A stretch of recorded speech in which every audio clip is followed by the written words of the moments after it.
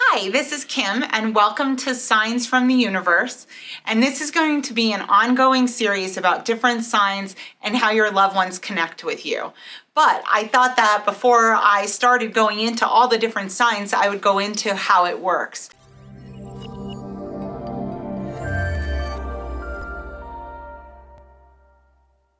So we all have loved ones in the spirit world, people that matter to us, people that loved us, whether it's your dad or a fellow coworker or even your child over there in the spirit world. They're all there close to us because they love us.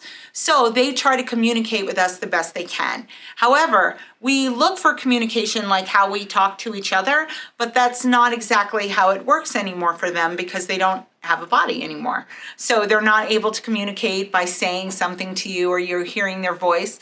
Now, I'm not saying that that never happens. I'm just saying that that's very rare that happens. So in this series, we're going to explore how signs work, how you might see those signs happening in your life, and little stories along the way just to help you better understand it.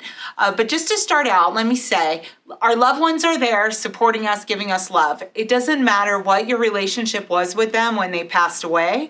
As long as you love them or they loved you or there was love in any way, all is well with spirits in the spirit world. So when they come to communicate with us, they come with love. They don't come with anger. They don't come with frustration. They don't come saying, oh, you should have done this at the end of my life, but you did this. That just doesn't happen because they are all in a place where they know everything that is, was, and will be, so they're good.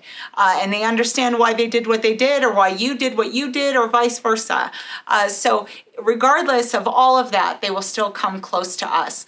And the way that they do that is through inspiration. And inspiration, to me, always reminds me of like when I lose my keys and I'm searching frantically for them and can't find them, and then finally I give up and sit down and ding, it's right there in my head. And that's what inspiration feels like, a sudden idea or a sudden bit of information just popping in. And that's how our loved ones communicate with us. So they don't necessarily make the pennies that you find or send the butterfly your way. They're inspiring you to notice those things in your immediate environment that remind you of them. And it comes as just a thought where maybe you want to change the radio station and you hear a song, or you just kind of think, well, I want to go down this road today, and you see a beautiful pink rose garden that reminds you of your mother. So they're always inspiring us so that we can pay attention to the world around us. When we're grieving, sometimes that's really hard to do because you're so kind of immersed in sadness. So after people pass, sometimes we don't think that they're communicating, but actually it's all the little synchronicities that happen that show us that they're around us. So I'm gonna give you a little example. So one day, a little backstory here, I never met my dad till I was 40. So we were in a diner in New York one day talking, and he started talking about his mom, my grandmother. I never met her, but he started talking about her and what a wonderful woman she was and how she always took people in and how she cared about people. And basically he was kind of sending out like a bat signal out to the universe saying, hey mom, I love you, okay? So his mom hears that, and then his mom comes close to kind of speak back to him.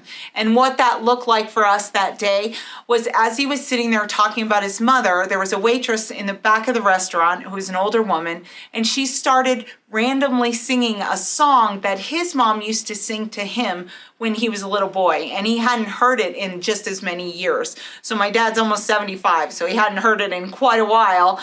His mom singing him this little melody, but the waitress in the back started singing it, and not only did she start singing it, but it was loud enough for us to hear. And he said, my mom used to sing that to me, and that was the way of knowing that she was there. So you have to be open to kind of believing in those synchronicities and that your loved ones can communicate with you.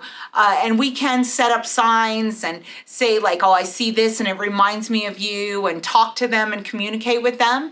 But basically how it works is through inspiration. So the more we're in the moment, the more we're paying attention, the more we're not thinking about the future or the past, the easier it is for them to communicate with us. So pay attention to all your signs and synchronicities that happen to you, and continue watching this series, Signs from the Universe, and we'll talk about different signs and tell little stories all along the way. Thank you.